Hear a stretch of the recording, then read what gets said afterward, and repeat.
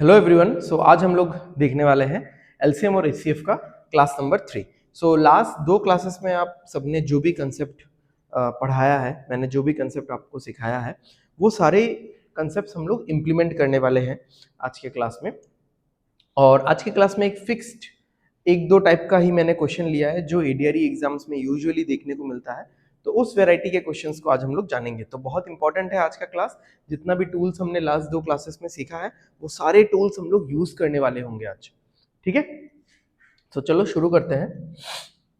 Okay, पहला question, the greatest possible length which can be use to measure exactly the length 5 metre 25 centimetre, 7 metre 35 centimetre and 4 metre 90 centimetre. तो calculation का तो देख लेंगे बाद में, पहले आप लोग क्वेश्चन समझो। ठीक है, सो एक बार सोचो इसके बारे में। क्वेश्चन क्या बोल रहे हैं? Greatest possible length. देखो इस तरीके के क्वेश्चंस का कुछ कुछ थंब रूल्स है कि अगर ग्रेटेस्ट रहा तो एचसीएफ होगा और लोएस्ट रहा या लीस्ट रहा तो एलसीएम होगा, ऐसा बहुत लोग बोलते हैं। ठीक है, मैं भी मानता हूं इस चीज को, बट इस चीज के बेसिस पे एंटायर कंसेप्ट को बिल्ड नहीं कर सकते आप। अदरवाइज क्या होगा कि कभी कभार लैंग्वेज थोड़ा सा घुमा के भी देता है, वहां पे फंस जाएंगे हम लोग, राइट? ओके, तो यहां पे जैसे the greatest possible length which can be use to measure exactly the length, जो भी यहाँ पे दिया हुआ है, इसका मतलब ये है जैसे कि मान लो कि ये वाला एक रूम है। ठीक है, ये रूम है जो है, तो ये तो स्क्वायर हो गया, ऐसा मान लेते हैं कि इस रूम का डायमेंशंस ऐसा है 48 सेंटीमीटर और 36 सेंटीमीटर। ठीक है, 48 सेंटीमीटर और 36 सेंटीमीटर। अब इस रूम में आपको क्या करना है? टाइल्स बिठाना है। क्या बिठाना है? टाइल्स बिठाना है। तो मैंने आपको बोला कि, या फिर मान लो इस रूम को आपको मेजर करना है स्केल से। ठीक है, स्केल से ये वाला, ये पूरा रूम ऐसा मेजर करना है, स्केल से चेक करना है, या मान लो ऐसा कुछ। तो अब मैं अगर बोलता हूं कि आपको स्केल का कौन सा, मतलब कितना लंबा स्केल चाहिए होगा कि ये 48 भी मेजर हो जाए और ये 36 भी मेजर हो जाए। जैसे मैं अगर बोलता हूं कि 5 सेंटीमीटर का एक स्केल है, 5 सेंटीमीटर का ही है वो, तो 5 5 5 5 करके क्या ये 48 मतलब मेजर कर पाओगे आप? नहीं, क्योंकि 48 is not a multiple of 5। आप अगर मेजर करोगे 5 5 5 5 तो 45 तक मेजर होगा, वहां पे जाके 3 बच जाएगा। तो आपको ऐसा कोई एक स्केल चाहिए जिससे ये 45 डिवाइड होता हो, या 48 डिवाइड होता हो और 48 का फैक्टर हो। इतना समझ में आ रहा है ना? This much is clear? रुक गया है क्या कुछ? अच्छा रुको, मैं एक बार चेक कर लेता हूं। नहीं चलो, हो जाएगा इस। ओके, सो अब बहुत आप में से बहुत लोग बोलोगे सर 2 सेंटीमीटर का स्केल ले लो। सही बात है, 2 2 2 2 करके ये मेजर हो जाएगा, 2 2 2 2 करके ये भी मेजर हो जाएगा। बहुत लोग बोलेंगे 3 सेंटीमीटर का स्केल ले लो, ये भी सही है। 3 से भी ये 48 करता है तो मेजर करना पड़ेगा, 4 से भी हो जाएगा, फिर 6 से भी हो जाएगा, फिर 8 से तो नहीं होगा, 9 और 12 से हो जाएगा। ठीक है, तो आप खुद बताओ कि अगर मैं 2 सेंटीमीटर का छोटा सा स्केल लेता हूं, 3-4 सेंटीमीटर का ऐसा छोटा स्केल लेता हूं, या फिर 6 और 12 जैसा 12 सेंटीमीटर का थोड़ा बड़ा स्केल लेता हूं, कौन से स्केल से काम करने में हमारा आसानी होगा? जितना बड़ा स्केल होगा, जैसे 12 सेंटीमीटर का स्केल है, इसी को मान लो। ठीक है, या फिर ऐसे 12 सेंटीमीटर का स्केल है, एक बार बैठाया 12, दो बार बैठाया 24, और एक बार बैठाया 36, और एक बार बैठाया 48, खत्म है, 4 बार में खत्म। और ये वाला 12 12 12 3 बार में खत्म। ठीक है, तो ये जो 12 है, यही क्या है? Highest common factor. किसका हाईएस्ट कॉमन फैक्टर है? 48 और 36 का। यानी 48 और 36 को काटने वाला सबसे बड़ा नंबर। समझ में आ रहा है ना? 2 3 4 6 12, ये दोनों, ये पांचों के पांचों नंबर इन दोनों को एक साथ काट सकते हैं, बट सबसे बड़ा वाला नंबर कौन सा है? वही हमको चाहिए, द ग्रेटेस्ट पॉसिबल लेंथ। या फिर अब मैं चलता हूं टाइल्स बिठाने वाले एग्जाम्पल पे। मान लो कि आपको यहां पे टाइल्स बिठाना है, आपको यहाँ पे टाइल्स बिठाना है, तो आपने 2x2 सेंटीमीटर का टाइल्स लिया, तो कितना सारा टाइल्स बिठाना पड़ेगा यहाँ पे, ठीक है। मान लो आपने 6 सेंटीमीटर का टाइल्स लिया, 1 2 3 4 5 6 7 8, ठीक है, इतना हुआ नहीं, तो 6 सेंटीमीटर का 8 टाइल्स चाहिए इधर, तब जाके ये 48 बनेगा। और 6 सेंटीमीटर का 1 2 3 4 1 2 3 4 5 6 टाइल्स चाहिए, तब 6 इंटू 6 36 होगा। तो मैं क्यों 6 सेंटीमीटर का टाइल्स यूज करूं यहाँ पे, जब मैं देख रहा हूं कि इतना लंबा हो रहा है, ठीक है, और थोड़ा सा एस्थेटिक लुक के लिए भी हम लोग घर में भी यूजुअली क्या करते हैं, थोड़ा बड़ा बड़ा टाइल्स यूज करते हैं, ठीक है।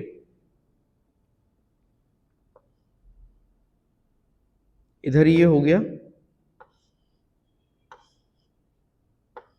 और इधर ये हो गया, देखो, तो ये 12 12 12 36 भी कवर अप हो रहा है, और ये 12 12 12 करके 48 भी कवर अप हो रहा है। और टाइल्स तो यूजुअली स्क्वायर ही होता है, आपको पता है, टाइल्स ऐसे होता है ना, पूरा 12x12।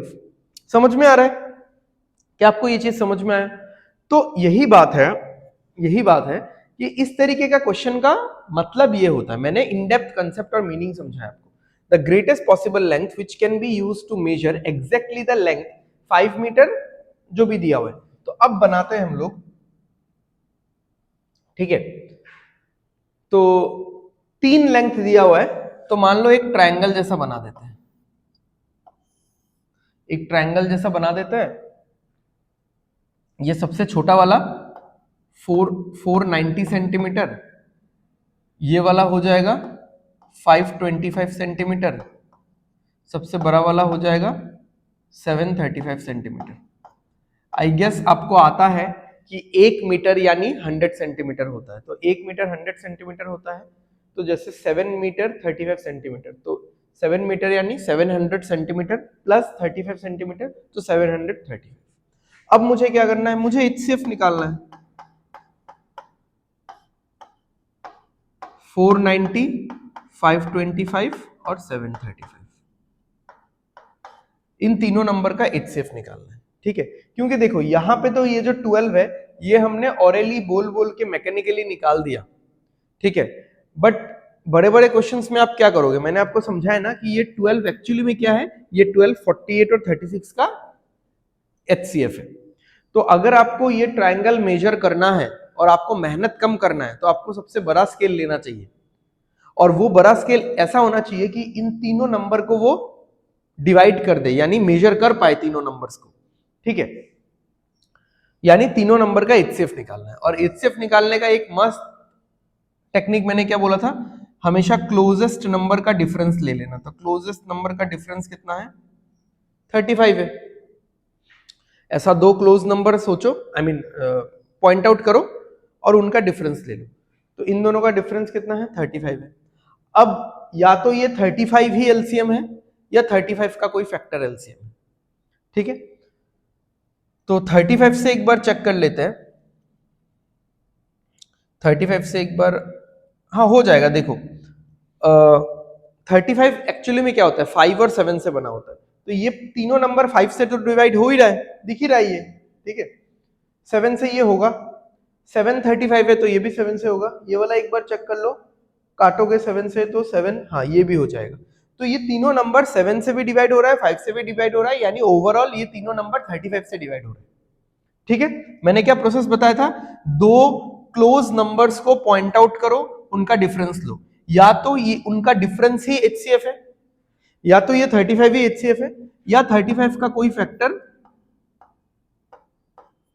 5 या तो 7 HCF होगा। तो यहाँ पे हम लोग ने 35 से डिवाइड करके देखा कि 35 ही HCF निकलता है इसका, ठीक है। तो जो स्केल हमको लेना चाहिए इन तीनों लेंथ को मेजर करने के लिए, वो स्केल 35 सेंटीमीटर का हो तो सबसे बेटर है, राइट। चलो आगे बढ़ते हैं। चलो ये इस तरीके के क्वेश्चंस को आप लोग ट्राई करो। If the sum of two numbers is 430 and their HCF is 43, then which of the following is correct pair? चलो ट्राई करो।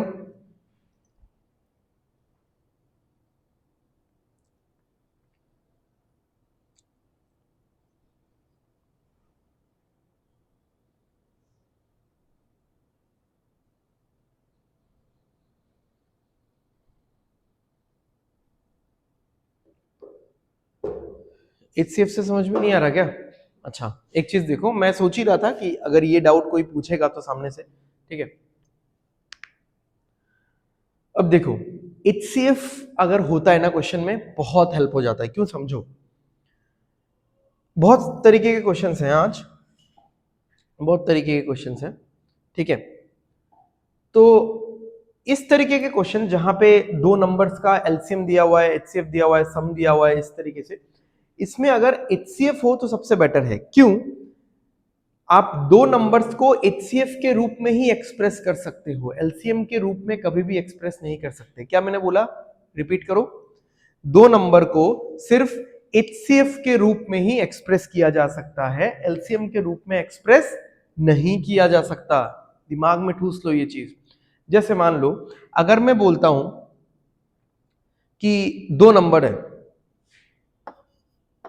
ए और बी, अगर मैं बोलता हूं इन दोनों नंबर का HCF 5 है, HCF यानी हाईएस्ट कॉमन फैक्टर, यानी इन दोनों नंबर में कॉमन 5 होगा, ठीक है। अब 5 कॉमन तो होगा, बट क्या 5 के अलावा और कुछ नहीं होगा इन दोनों नंबर में? हो भी तो सकता है ना, हो भी सकता है। तो यहां पे मैंने लिखा 5 के अलावा मान लो इंटू 5 इंटू ए है, यानी ये जो नंबर है, ये जो बड़ा सा नंबर है, this number is 5 into A, और ये जो बड़ा सा नंबर है, this number is 5 into B. तो इन दोनों नंबर में फिर से और कुछ कॉमन नहीं हो सकता, ये समझ के चलो।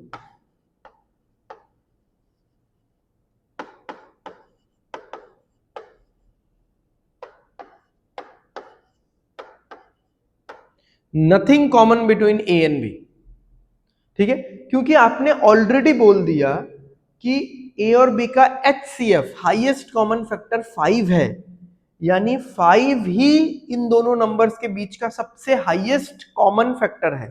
5 के अलावा और कुछ भी कॉमन नहीं आ सकता। तो अगर ए और बी के बीच में फिर से कुछ ना कुछ कॉमन आता है, तो ए मतलब इस ए और बी के बीच में, चलो यहाँ पे एक्स और वाई कर देते हैं, नहीं तो बोलने में थोड़ा दिक्कत हो रहा है, क्योंकि मेन नंबर्स को भी हमने ए और बी ले रखा है ना।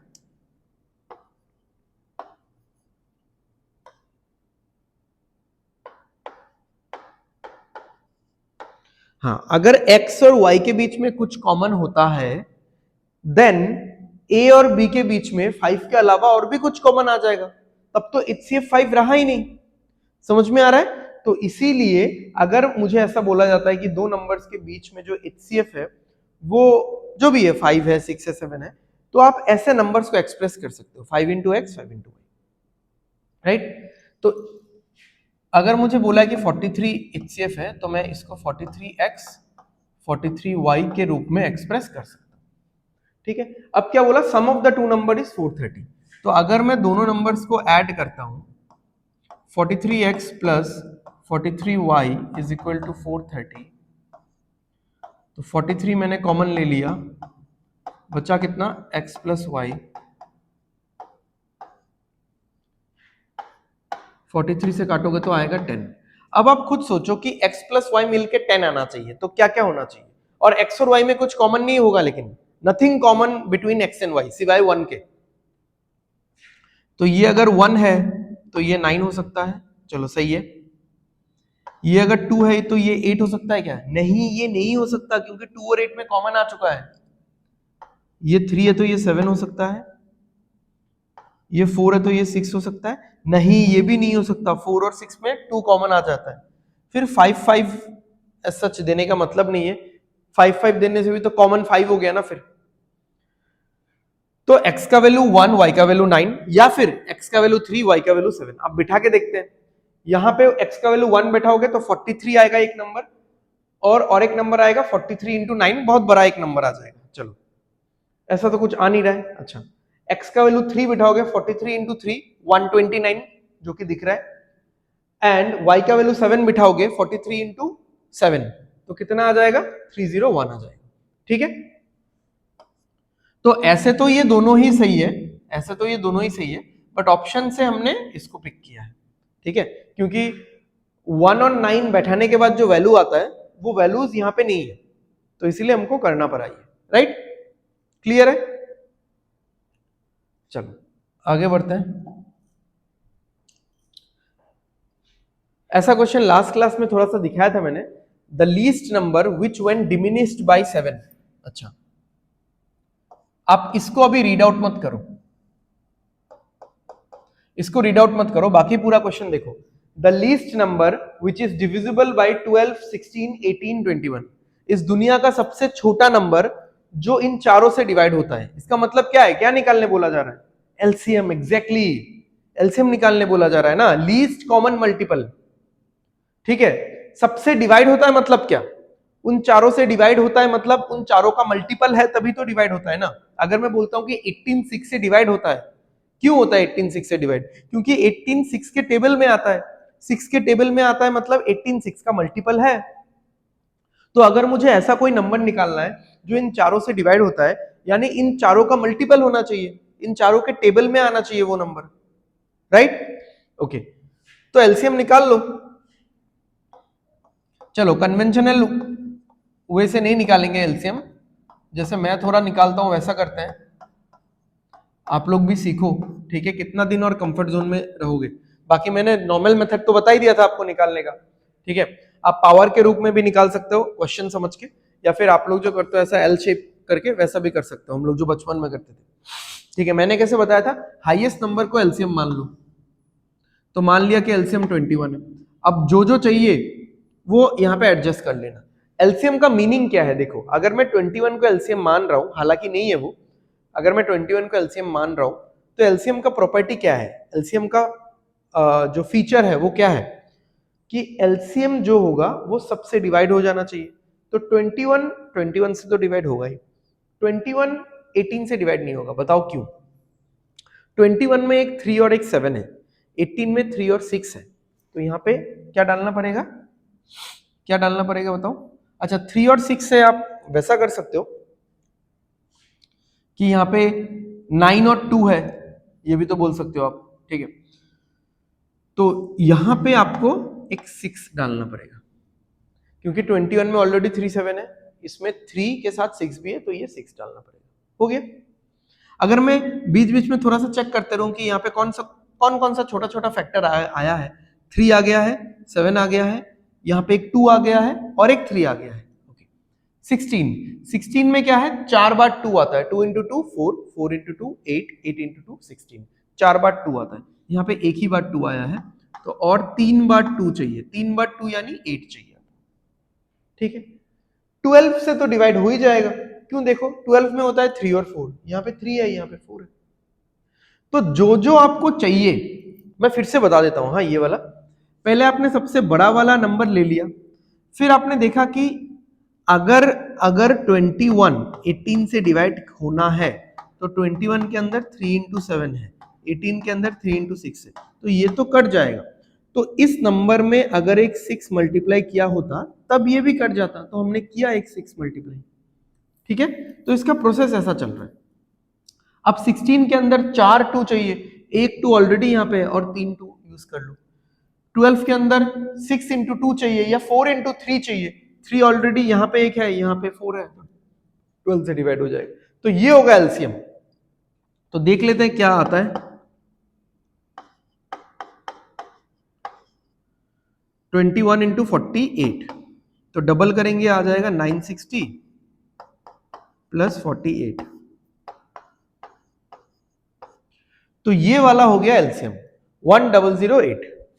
ठीक है, 1008 is the LCM of these two numbers. तो आंसर 1008 होना चाहिए अगर ये क्वेश्चन होता, मतलब अगर ये नहीं होता तो इसका आंसर ये होता। बट आपको बोला है कि वो कौन सा नंबर है जो इन सबसे, वो कौन सा छोटा नंबर है जो इन सबसे डिवाइड हो जाएगा। यहां पे क्वेश्चन खत्म हो सकता था, वो कौन सा छोटा नंबर है जो इन सबसे डिवाइड हो जाएगा। अगर मैं नंबर को 7 घटा दूं, अगर मैं नंबर को 7 घटा दूं, 7 कम करूं, तब जाके डिवाइड होगा।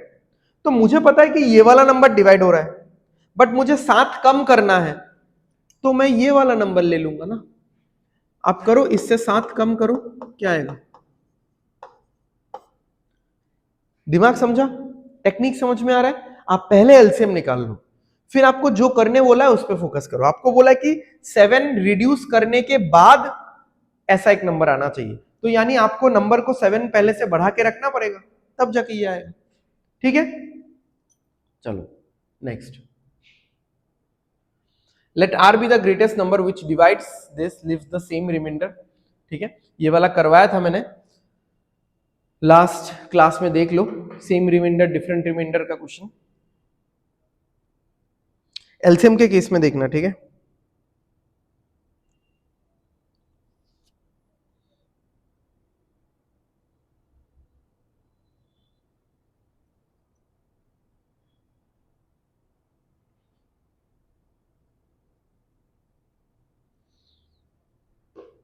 नहीं मिल रहा है क्या?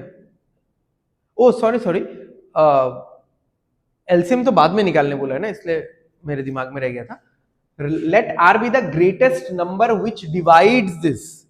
ऐसा एक बड़ा नंबर चाहिए आपको जो इनको डिवाइड करेगा, यानी एचसीएफ का क्वेश्चन है, ग्रेटेस्ट हाईएस्ट कॉमन फैक्टर इनका। तो इन तीनों नंबर का हाईएस्ट कॉमन फैक्टर, ठीक है, या फिर इन तीनों नंबर का हाईएस्ट कॉमन फैक्टर नहीं, are be the greatest number जो इनको डिवाइड करेगा और रिमाइंडर सेम बचता है फिर। तो एचसीएफ में सेम रिमाइंडर क्या था? एचसीएफ में सेम रिमाइंडर क्या था, याद है? n1 minus n2, n2 minus n3, n3 minus n1। तो इससे ये माइनस करोगे तो कितना आएगा? 30 आएगा। इससे ये माइनस करोगे, इससे मतलब डिफरेंस निकालना है बस, ठीक है। और इन दोनों को देखोगे तो कितना आएगा? 50 आएगा। तो इसका तो एचसीएफ एक झटके में निकल गया, 10 कॉमन तो 10 ही दिख रहा है, 3 इंटू 10, 2 इंटू 10, 5 इंटू 10 हो गया 10। अब क्या बोला है? एलसीएम निकालना है। एलसीएम ऑफ आर, आर यानी ये जो निकला 10 और 45, यही आर है, ठीक है। Let R be the greatest number, R वो सबसे बड़ा नंबर है, ठीक है। आर एक वो बड़ा नंबर है जो इन सबको डिवाइड करता है और सेम रिमाइंडर छोड़ के जाता है। तो सबसे बड़ा नंबर है और इन सबको डिवाइड करता है, यानी एचसीएफ का एक सेंस आ रहा है। और तीन नंबर को डिवाइड करता है और सेम रिमाइंडर छोड़ता है, उसका मैंने फॉर्मूला और टेक्निक लास्ट क्लास में बता दिया था, क्लास नंबर 2 में। तो बस वो यूज करके हमने निकाल लिया आर का वैल्यू।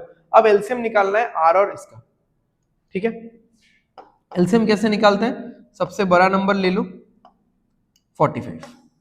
अब 45 इस 45 से तो डिवाइड होगा ही। 45 10 से डिवाइड होगा क्या? नहीं होगा। क्यों नहीं होगा?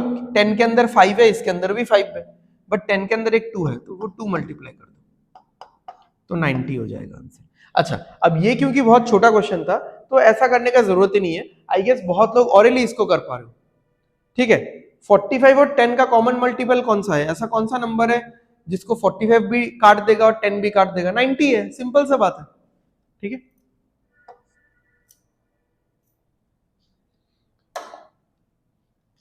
चलो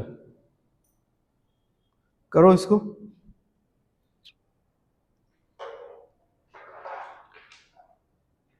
एचसीएफ दिया हुआ है, एलसीएम भी दिया हुआ है। प्रोडक्ट ऑफ टू नंबर्स का यूज कर सकते हो। अच्छा, रेसिप्रोकल बोला है।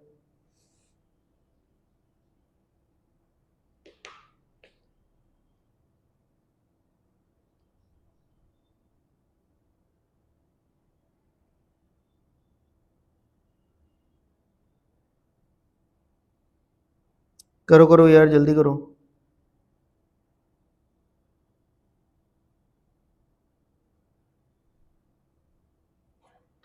चलो देखते हैं। If the sum of two numbers is 84 and their HCF and LCM are 3 and 124 respectively, the sum of the reciprocals of the two numbers, ठीक है। अब यहाँ पे देखो, आई डोंट नो कि ये वाला रूल पहले हुआ था क्या?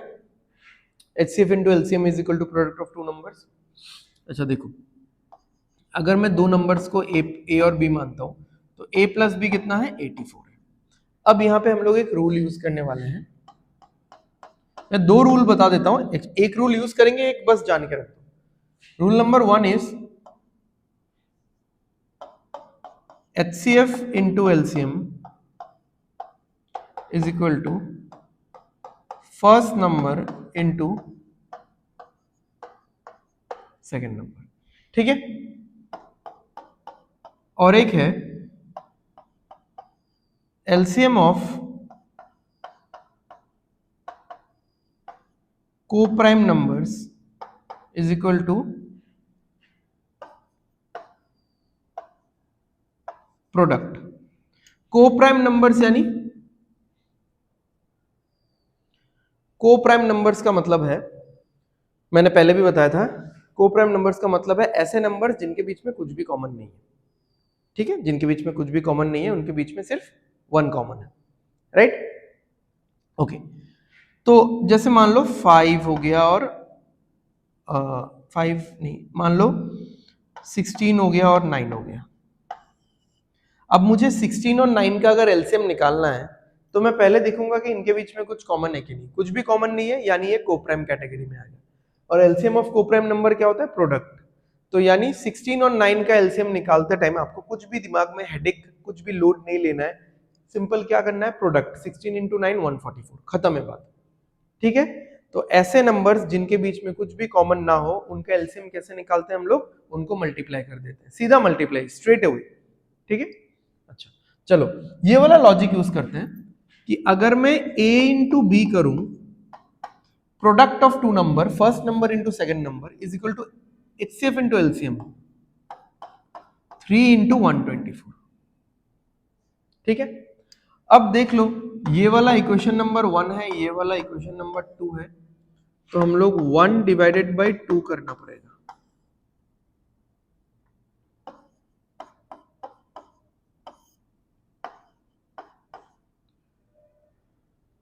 तो ये करेंगे तो क्या आएगा?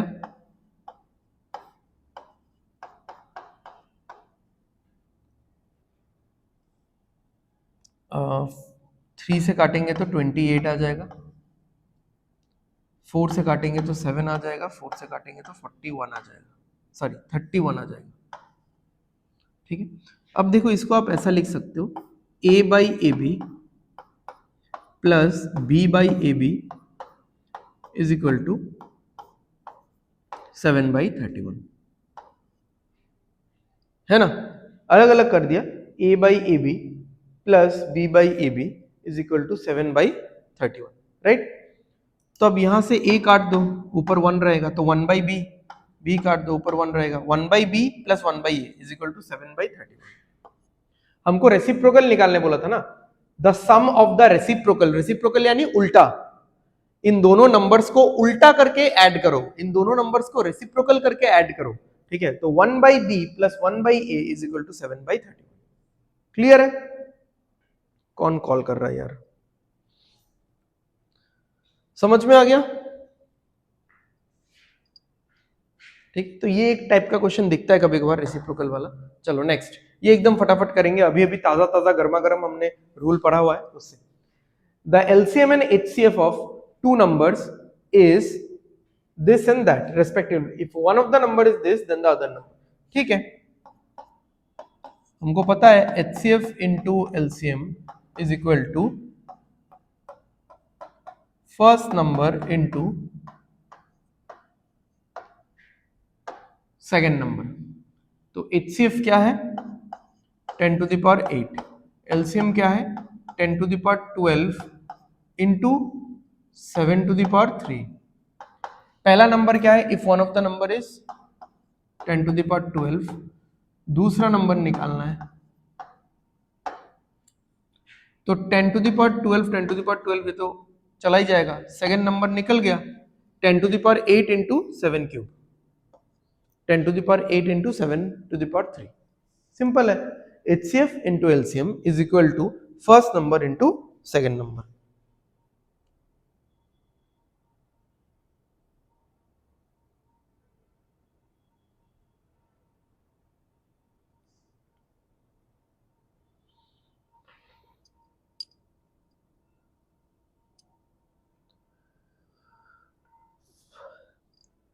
ठीक है, चलो नेक्स्ट क्वेश्चन पे चलते हैं।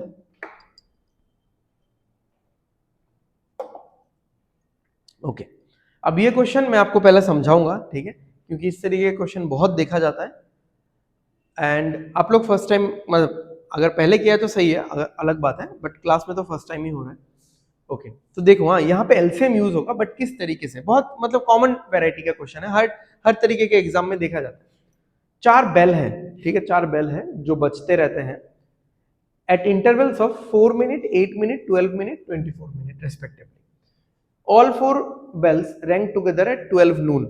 12 बजे, दोपहर को 12 बजे ये चारों बेल एक साथ बजे, एक बार बजने के बाद, okay, how many times after 12 नून, 12 बजे के बाद और कितनी बार ये चारों बेल्स एक साथ बजेंगे, अगर मैं 4 घंटा का एक टाइम फ्रेम लेके चेकिंग करूं।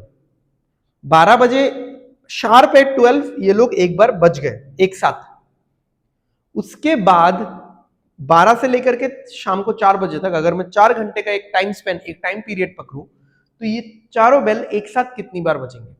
अब देखो, एक साथ बजने के लिए इनका टाइम मैच होना चाहिए, मतलब ये जो 4 मिनट वाला बेल है ये कब कब बजेगा देखते हैं। 4, कौन फोन कर रहा है यार, ठीक है, 4, 8, अरे यार, 4, 8, 12, 16, 20, 24 ऐसा करके बजेगा। 8 मिनट वाला बजेगा 8, 16, 24। 12 मिनट वाला बजेगा 12, 24। 24 मिनट वाला यहां पे बजेगा। तो मैंने तो बस 24 मिनट का एक टाइम फ्रेम लिया है, मैंने बस 24 मिनट का एक चेकिंग किया है। 24 मिनट में ये वाला बेल बहुत बार बज रहा है, ये 3 बार बज रहा है, ये 2 बार बज रहा है, ये एक ही बार बज रहा है, ठीक है। तो अगर मैं आपको बोलूं कि ये सारे बेल्स एक साथ कब बज रहे हैं for the first time, 24th minute में, तो फिर कब बजेंगे, फिर और 24 मिनट के बाद यानी 48th मिनट में, फिर कब बजेंगे तीसरी बार, फिर और 24 मिनट बाद यानी 72 सेकंड्स के बाद, फिर 96 सेकंड्स के बाद, ठीक है। तो जैसे अगर मैं बोलूं कि ये पहला 2 बेल कब बजेंगे एक साथ, 8 मिनट में, ठीक है, फिर 12 मिनट में, 16 मिनट में, इस तरीके से आप देख सकते हो। पहला और तीसरा, पहला बेल 4 मिनट वाला और 12 मिनट वाला एक साथ कब बजेगा, 12 पे। यानी एक्चुअली क्या हो रहा है, एक्चुअली यहां पे एलसीएम निकाला जा रहा है। देखो, अगर मैं बोल रहा हूं कि 4 मिनट वाला बेल और 8 मिनट वाला बेल, 4 मिनट वाला और 8 मिनट वाला, इन दोनों का एलसीएम क्या है, 8, तो पहला बार 8 मिनट में बजा, राइट। कौन कॉल कर रहा है, हर नंबर पे कॉल करना शुरू कर दिया यार, जो भी कॉल कर रहा है, ओके। पहला और तीसरा वाला, ठीक है, पहला और तीसरा वाला फॉर द फर्स्ट टाइम कब बज रहे हैं, 12 मिनट में बज रहे हैं, ओके। तो इस तरीके से अगर मैं चारों का देखूं कि ये चारों के चारों बेल एक साथ कब बजने वाले हैं, 24 मिनट में बजने वाले हैं, और ये 24 24 24 24 करके रिपीट होता जाएगा, राइट। तो देखो, अब यहां पे तो 4 घंटे का टाइम फ्रेम है ना, 4 घंटे के लिए चेकिंग कर रहा है कोई, तो इतना तो लिखना पॉसिबल नहीं है। तो इसलिए हम लोग क्या कर लेते हैं, हम लोग बोलते हैं कि एलसीएम ऑफ 4, 8, 12 और 24 निकाल लो, जो कि अल्टीमेटली 24 ही आता है, ठीक है। तो यानी 24 मिनट बाद ये बेल्स एक साथ बजेंगे, ठीक है, 24 मिनट बाद ये सारे बेल्स एक साथ बजने वाले। अब कितने टाइम तक बजना है देखो, 4 आवर्स, 4 आवर्स यानी 4 into 60,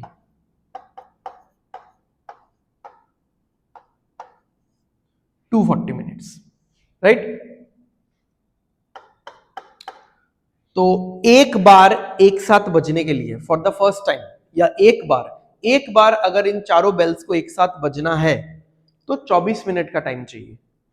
तो 240 मिनट में कितनी बार बज जाएगा, 240/24,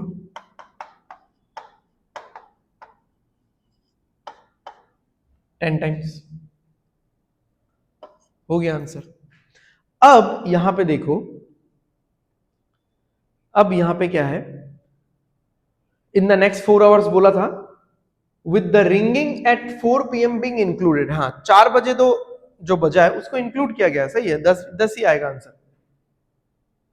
ठीक है, अब देखो यहां पे ये आंसर 9 भी हो सकता था, 11 भी हो सकता था। कैसे कैसे? अगर ये बोलता कि एकदम स्टार्टिंग से लेके 4 बजे तक कितनी बार ये बेल बजा है, तो ये 12 बजे वाला भी काउंट होता। हालांकि यहाँ पे हाउ मेनी टाइम्स आफ्टर लिखा हुआ है, अगर ये नहीं लिखा रहता तो ये 12 बजे जो ये चारों बेल एक साथ बजे, ये वाला भी काउंट होता। तो 10 + 1 11 आंसर होता। 9 कैसे आंसर होता? अगर यहाँ पे लिखा रहता with the ringing at 4 PM being excluded, कि मैंने 4 घंटे का चेकिंग किया, बट 4 घंटे खत्म होने के साथ साथ जो बेल बजा, जो कि शार्प 4 PM पे था, उसको एक्सक्लूड कर देंगे तो 9 टाइम्स होता। ठीक है, तो 3 तरीके का आंसर निकल सकता है डिपेंडिंग अपॉन फाइनल क्वेश्चन कैसा, राइट। चलो, कुछ डाउट है क्या? एलसीएम ही तो है, सिंपल। हाँ, वो तो कन्वर्जन है बस, ठीक है ना। चलो, 3 numbers are in the ratio 5:6:8। ठीक है, ये सब तो मतलब रेडीली करते हैं, आपको मैं टाइम और क्या दूं ये सॉल्व करने के लिए, सिंपल क्वेश्चन है। ठीक है, थोड़ा सा स्टैंडर्ड क्वेश्चन होगा तो आप लोग भी सोचने का मैं टाइम देता हूं, सो दैट दिमाग चले। तो 3 नंबर्स है, तो मैंने ले लिया ऐसा 5x 6x 8x। अच्छा, ये जो मैं लेता हूं ना, ये जो मैं ऐसा लिखता हूँ 5x 6x 8x, इसका मतलब है 5 × x 6 × x 8 × x। ठीक है, एलसीएम 1200 है। अब खुद बताओ, अगर एलसीएम 1200 है तो इन नंबर्स का एलसीएम क्या होगा? इन नंबर्स का एलसीएम क्या होगा? 5 6 और 8। मैंने 8 ले लिया एलसीएम, सबसे बड़ा वाला एज ऑलवेज। फिर मैंने देखा कि 8, ये 8 तो 8 से डिवाइड हो जाएगा, बट ये 6 से डिवाइड नहीं होगा, बिकॉज 6 के अंदर एक 2 और 3 है, तो 2 तो यहां पे भी है, 3 एक ले लो, 5 एक लेना पड़ेगा, साथ में x तो रहेगा ही। ठीक है, तो आप देख लो, अगर 3 से काटते हो तो कितना आ जाता है? 400 आ जाता है। इधर ये 40x हो जाएगा।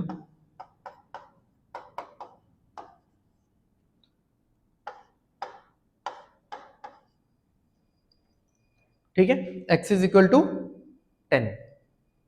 समझ में आ रहा है? ये एलसीएम आप ऑरेली भी ले सकते हो यार, 5 6 और 8 का ही एलसीएम ले लें। 5 और 6 का एलसीएम क्या 30 है, और 30 के साथ 8 को लेना है आपको, तो आप सोचते रहो ना, 30 × 1 30, 30 × 2 60, 8 से डिवाइड नहीं होगा, 30 × 3 90, 8 से डिवाइड नहीं होगा, 30 × 4 120, 8 से डिवाइड हो जाएगा, सिंपल है एकदम। ठीक है, x का वैल्यू 10 निकला। The sum of the numbers, sum of the numbers यानी सम ऑफ द नंबर्स यानी 5x + 6x + 8x कितना आएगा? 19x आएगा, 190 आएगा आंसर। ठीक है, चलो आगे बढ़ते हैं। चलो ये वाला करो, ये वाला थोड़ा सा अच्छा क्वेश्चन है, स्टैंडर्ड क्वेश्चन है।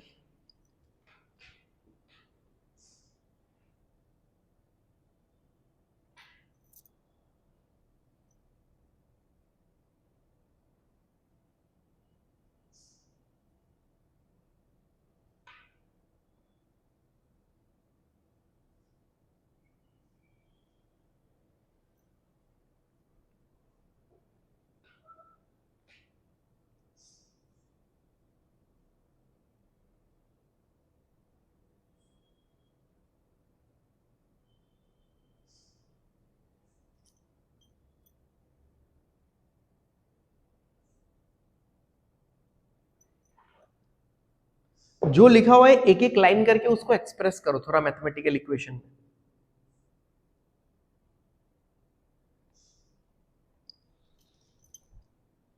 चलो देखते हैं।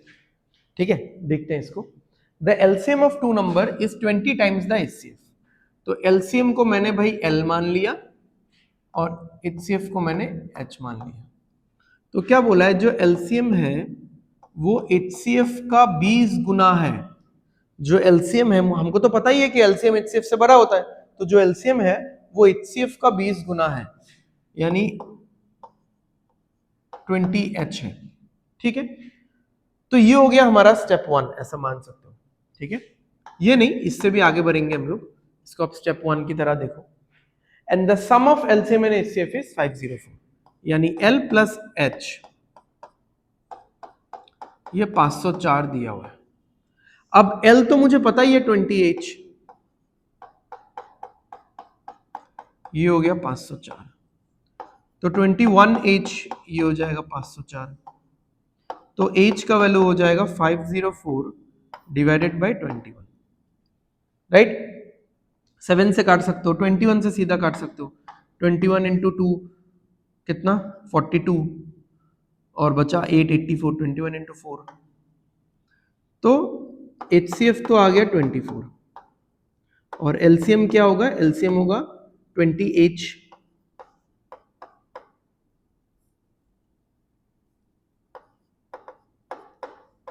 इंटू 24 480 हो जाएगा, राइट। तो ये हमारे पास निकल करके आ चुका है LCM और HCF का वैल्यू। ये हो गया the end of step 1। Next step 2, if the difference of the numbers is 24। अच्छा, क्योंकि मुझे पता है HCF 24 है, मैंने आपको बताया था कि नंबर्स को HCF के रूप में ही एक्सप्रेस किया जा सकता है, LCM के रूप में एक्सप्रेस नहीं किया जा सकता, क्योंकि HCF 24 आ चुका है। तो मैं दो नंबर ऐसे ले लूंगा, 24x 24y। ठीक है, अब स्टेप 2 में जाते हैं। क्या बोला है कि first number minus second number, difference मतलब सेकेंड माइनस फर्स्ट करो, फर्स्ट माइनस सेकेंड करो, फर्क नहीं पड़ता। ठीक है, तो दोनों नंबर का डिफरेंस कितना है, 24 है। पहला नंबर 24x है, दूसरा नंबर 24y है, ये 24 है। 24 कॉमन ले लेंगे, x माइनस वाई आ जाएगा, इसको आप कैंसिल कर दो, x माइनस वाई का वैल्यू हो जाएगा 1, तो x माइनस वाई कितना हो गया, 1 हो गया। ठीक है, तो यहां से कुछ एक इंफॉर्मेशन मिला हमको। ओके, अब और क्या कर सकते हैं, find the sum of the numbers. तो नंबर्स तो पहले निकालना पड़ेगा, एक्स वाई निकालना पड़ेगा। हाँ, अब हम लोग हमारे एक पुराने रूल का यूज करेंगे। ठीक है, इन दोनों में मैं स्टार मार्क कर देता हूं, क्योंकि ये दोनों तो इस क्वेश्चन में दिए गए इंफॉर्मेशन को हमने यूज किया। ये जो दोनों है स्टेप 1 और स्टेप 2, ये क्वेश्चन में दिए गए इंफॉर्मेशन को यूज किया। अब हम लोग क्या करने वाले हैं, थोड़ा खुद का दिमाग लगाएंगे कि और कैसे क्या निकाला जा सकता है। अब देखो, product of two numbers is equal to LCM into HCF, यानी first number into second number is equal to LCM into HCF. तो पहला नंबर क्या है, 24x, दूसरा नंबर है 24y is equal to HCF जो कि 24 आया, इंटू एलसीएम जो कि 480 आया। तो 24 से तो ये कट जाएगा, इस 24 से ये कट जाएगा, 20 हो जाएगा, तो एक्स वाई का वैल्यू आ गया 20। तो यहां मुझे प्रोडक्ट मिल गया 20। ठीक है, अब चलते हैं, चलो एक पेज ऐड करना पड़ेगा।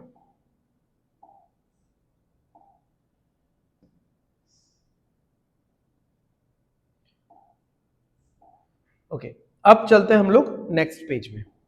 ठीक है, यहां पे अभी हम लोग स्टेप 4 करेंगे। अब मेरे पास x माइनस वाई का वैल्यू है 1 और एक्स वाई है 20, और क्या मैं निकाल सकता हूं, मैं x प्लस वाई निकाल सकता हूं। देखो, x प्लस वाई का whole square plus x minus y का whole square is equal to, नहीं प्लस करने पे कुछ फायदा नहीं होगा, माइनस करते हैं, 4xy आएगा। ठीक है, तो ये तो है नहीं हमारे पास, इसको रहने दो, माइनस एक्स माइनस ये तो 1 आएगा, 1 स्क्वायर, 4 इंटू 20 आ जाएगा,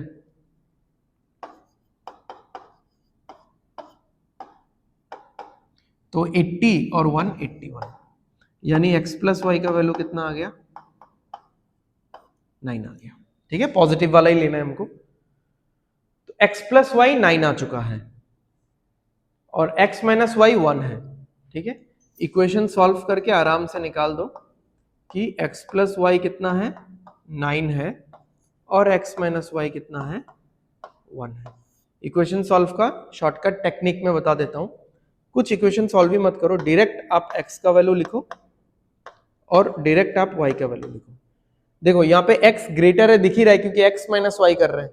यहां से तो नहीं पता चलता ना कि कौन सा ग्रेटर है कौन सा स्मॉलर है, यहां से पता चलता है। जो ग्रेटर है वो कैसे निकालोगे, दोनों को ऐड करो, डिवाइडेड बाय 2, 5। जो स्मॉलर है वो कैसे निकालोगे, दोनों को डिफरेंस करो, डिवाइडेड बाय 2, 4। चेक करना है, चेक कर लो, 5 और 4, 5 प्लस 4 9, 5 माइनस 4 1 आ गया। बस अब फाइनल स्टेप, फाइनल आंसर जो बोला था निकालने,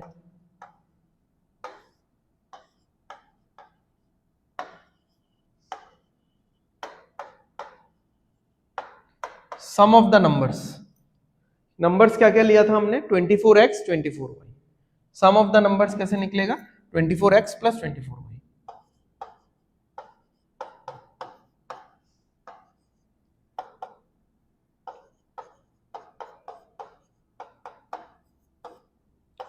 तो 24 इंटू 9 कितना आ जाएगा, 216। अब यहाँ पे एक चीज देखो, ये तो मैंने, चलो आपको फुल फ्लेजेड आंसर देना था तो मैंने बता दिया। ये वाला स्टेप तो जरूरी था, I mean, इस वाले स्टेप का सच कुछ नेसेसिटी था ही नहीं। ठीक है, ये एक्स्ट्रा है। अगर आपको x और y अलग अलग निकालना है तो ठीक है, अदरवाइज सम निकालना है तो यहाँ पे x प्लस वाई का जरूरत है, और x प्लस वाई हमारा 9 आ चुका था। समझ में आया, सबको क्लियर है। ठीक है, अच्छा क्वेश्चन था ये, मतलब थोड़ा लेवल वाला क्वेश्चन था। ऐसा और एक क्वेश्चन मैंने लिया हुआ है, बट इसको थोड़ा सा, मतलब मैं करूंगा थोड़ा आप करोगे, मैं करके दे दूंगा इनिशियली। ठीक है, या फिर मैं स्ट्रक्चर बता देता हूं, मैं करके दे दूंगा तो सारा ही रेडीमेड हो जाएगा, मैं थोड़ा स्ट्रक्चर बता दूंगा, बाकी आप ही लोग करोगे घर पे इसको, राइट। समझ में आ गया क्या करना है। पहला दो स्टेप में जो क्वेश्चन में बोला है वही लिखेंगे, फिर ये प्रोडक्ट वाला फॉर्मूला यूज करेंगे, फिर और थोड़ा दिमाग लगा के हम लोग ये x माइनस वाई और एक्स वाई है तो ये x plus Y whole square minus X minus Y whole square use करेंगे। ठीक है, चलो सेम क्वेश्चन है, देखो same. LCM of two number is 35 times their HCF, यानी एलसीएम जो है वो 35h है। क्या है, दोनों डिफर बाय 238, यानी LCM minus HCF differ by 238। तो ये इक्वेशन आपको सॉल्व करना है। ये हो गया आपका स्टेप 1। यहां से आपको क्या क्या मिल जाएगा, यहां से आपको एचसीएफ मिल जाएगा, एलसीएम मिल जाएगा। फिर आता है यहां पे step 2, numbers, first number minus second number, कितना आ गया, 14 आ गया। तो जैसे यहां पे आपको एचसीएफ मिलेगा, मान लो एचसीएफ 5 मिला तो 5x माइनस 5y कर देना, एचसीएफ 21 मिला 21x माइनस 21y कर देना। ठीक है, ये हो जाएगा। तो यहां से आपको, आप फिर से सॉल्व करोगे इसको तो यहां से आपको मिलेगा x माइनस वाई का वैल्यू। ठीक है, ये हो गया क्वेश्चन में जो सेंटेंसेस दिया गया था उसका काम तमाम। नेक्स्ट स्टेप में हम लोग जब जाएंगे, यहां पे हम लोग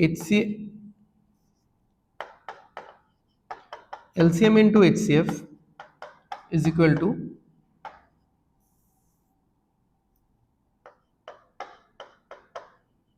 first number into second number, ये यूज करेंगे। उसके बाद स्टेप 4 में जब जाएंगे तब हम लोग x plus Y whole square minus X minus Y whole square is equal to 4xy ये यूज करेंगे एंड फिर बाद में जो भी हमको क्वेश्चन दिया गया वो करेंगे, ठीक है। Then sum of the numbers, right. So ये बहुत एक तगड़ा पैटर्न था, ठीक है। लास्ट जो हमने दो क्वेश्चंस देखा, ये एक क्वेश्चन देखा, ये तो सेम ही है, ठीक है। तो ये आप लोग बाकी का पूरा होमवर्क खत्म करोगे,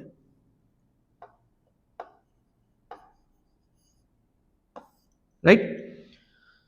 सो आज का क्लास हम लोग यहीं पे खत्म करते हैं, मिलते हैं हम लोग अगले क्लास में। Thank you everyone.